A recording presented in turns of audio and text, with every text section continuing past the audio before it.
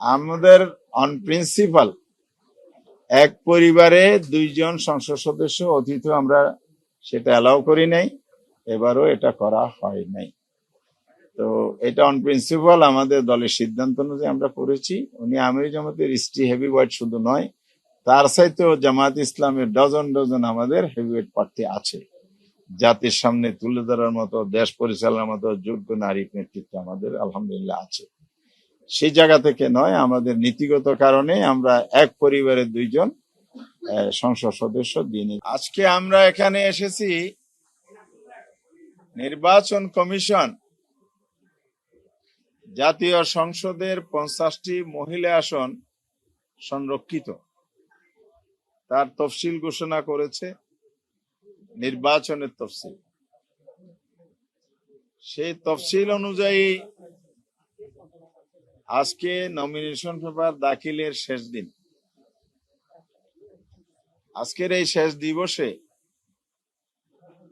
জাতীয় সংসদের যে নারীর আসনের, সংরক্ষিত নারী আসনের রেশিও অনুযায়ী কমিশন ঘোষিত 13টি আসনে 11 দলীয় নির্বাচনী যে ঐক্য হয়েছিল, সে ঐক্যের জন্য বন্টন করা হয়েছে। আমরা সবাই জানি এই 50টি আসন যারা নির্বাচিত হয়েছেন 300 আসনের প্রতি 6টিতে একটি করে আসন বন্টন হয়। সে অনুযায়ী 11 দলীয় ঐক্য 13টি আসন তার ন্যায্য প্রাপ্ত ইচ্ছা সেই অনুযায়ী আজকে নমিনেশন পেপার দাখিল করেছে। যারা যারা নমিনেশন দাখিল করেছেন তারা আপনাদের সামনে উপস্থিত আছেন। আমরা গতকাল তালিকা প্রকাশ করেছি, এই জন্য আজকে আর এটার পুনরাবৃত্তি করতে চাই না। ইতিমধ্যে আপনারা সবাই এটা জেনে গেছেন। আমি সংক্ষেপে একটু বলবো তালিকা সম্পর্কে। এখানে বাংলাদেশ জামাত ইসলামীর রেশিও অনুযায়ী প্রাপ্ত যে আসন ছিল, সেখানে আমরা 12টি আসন নমিনেশন দিতে পারি। একটি আসন এনসিপি 6টি আসনের, আর আমাদের 12টি আসন থেকে আমরা 8টি আসন আমাদের দলের জন্য, দলের নেতৃত্বের যারা আছেন মহিলা বিভাগ, তাদের মধ্যে থেকে মহিলা বিভাগের পরামর্শের ভিত্তিতে আমাদের যেটা পার্লামেন্টারি পার্টি আছে দলের, সেই বোর্ডে আমরা চূড়ান্তভাবে নির্বাহী পরিষদ, যেটা আমাদের সর্বোচ্চ নির্বাচনী পার্লামেন্টারি বোর্ড, সেখান থেকে চূড়ান্ত করেছি। আর 8টার মধ্যে আরো 5টা রেশিও অনুযায়ী এনসিপির একটা, আমরা বাকি 4টা আসনকে আমাদের শরিক দলের জন্য আমাদের যে পলিটিক্যাল কমিটমেন্টের জায়গা থেকে নির্বাচনী সমঝোতার বিভিন্ন পর্যায়ে আমাদের জোটকে আমরা অ্যাকোমোডেট করেছি, মূল্যায়ন করেছি, আমাদের সম্মান দিয়েছি। তার সাথে এই নির্বাচনটা হয়েছে জুলাই বিপ্লবের প্রেক্ষাপটে। রক্তাক্ত অভ্যুত্থানের উপর দাঁড়িয়ে আছে আজকে বাংলাদেশ এবং আজকের জাতীয় সংসদ। সেই জায়গায় আমরা দল এবং জোটের ঊর্ধ্বে উঠে শহীদ পরিবারদের প্রতিনিধিত্ব করার জন্য উত্তরায় যে শহীদ হয়েছিল, শহীদ জাবের ইব্রাহিমের মাকে আমরা এখানে মনোনয়ন দিয়েছি। ওনার নাম হচ্ছে রোকেয়া বেগম, উনি এখানে উপস্থিত আছেন।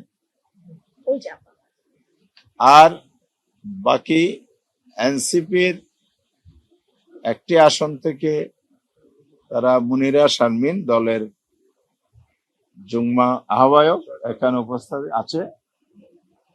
তা সবাই পরিচিত মুখ, চিনেন।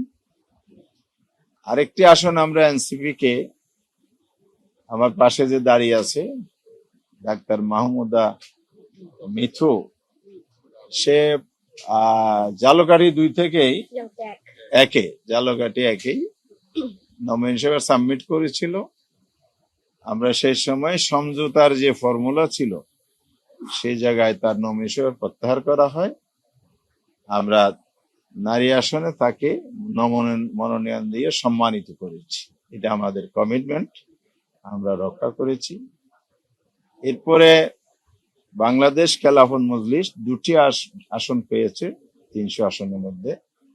সরাসরি যে নির্বাচন রেশিওতে আসে না, তারপরেও আমরা 11 দিল জোট হিসাবে আমরা জামায়াতের পক্ষ থেকে বাংলাদেশ খেলাফত মজলিসকে একটি আসনে নমিনেশন দিয়েছি। মাহমুদা হাকিম, মাহবুবা হাকিম উনি প্রকৌশলী, তাকে আমরা নমিনেশন দিয়েছি। আর আমাদের অন্যতম শরিক দল জাগপা জাতীয় নির্বাচনে সরাসরি নির্বাচনে অংশগ্রহণ করার সুযোগ পাইনি। 11 দলের সমঝোতা আসনে আমরা সে সময়ের প্রতিশ্রুতি ছিল তাদেরকে আমরা তাদের যে দলের প্রধান জাগপার প্রেসিডেন্ট যিনি আমাদের সামনে এখন উপস্থিত আছেন ব্যারিস্টার তাসমিয়া প্রধান এখানে উপস্থিত আছেন, তিনি মনোনীত। এ হলো দলভিত্তিক আমরা যে নমিনেশন দিয়েছি, এটা আমরা আপনাদের সামনে পেশ করলাম। নির্বাচন কমিশনের সচিব, সিনিয়র সচিব আক্তার আহমেদ সাহেব উনি সূচনা করেছেন আসন নমিনেশন পত্র গ্রহণের অনুষ্ঠান, এবং পরবর্তী সময়ে এডিশনাল সেক্রেটারি অ্যাডমিন নিয়াজ সাহেব ছিলেন, উনি সব নমিনেশন পত্র রিসিভ করেছেন। আনুষ্ঠানিকভাবে আমরা এটা দাখিল করেছি। তফসিল অনুযায়ী আপনারা জানেন 12ই মে নির্বাচন, এর মধ্যে বিভিন্ন পর্ব আছে, স্কোরিং আছে, প্রতীক বরাদ্দ আছে, সব মিলিয়ে একটা পদ্ধতি আছে। তবে এখানে যেহেতু সরাসরি নির্বাচন নয়, আমাদের সংবিধানে যেভাবে বর্ণিত আছে সেই অনুযায়ী সংরক্ষিত আসনে মূলত ভোটার হচ্ছে পার্লামেন্ট মেম্বাররা। তো সেটা মেনটেন করেই ওনারা ইলেকশন প্রক্রিয়া সম্পন্ন করবেন, গেজেট প্রকাশ করবেন। আমরা আশাবাদী হব নারী আসনে যে আমরা কম্বাইন্ড তালিকা সাবমিট করেছি এটার মধ্যে আর কোনো প্রতিদ্বন্দ্বী প্রার্থী থাকার সুযোগ নেই। এই 13টি আসন 13টি তালিকার ভিত্তিতে ওনারা এখানে বিনা প্রতিদ্বন্দ্বিতায় নির্বাচিত হওয়ার কথা। আমরা আশা করি সেভাবে নির্বাচনী ফলাফল আসবে।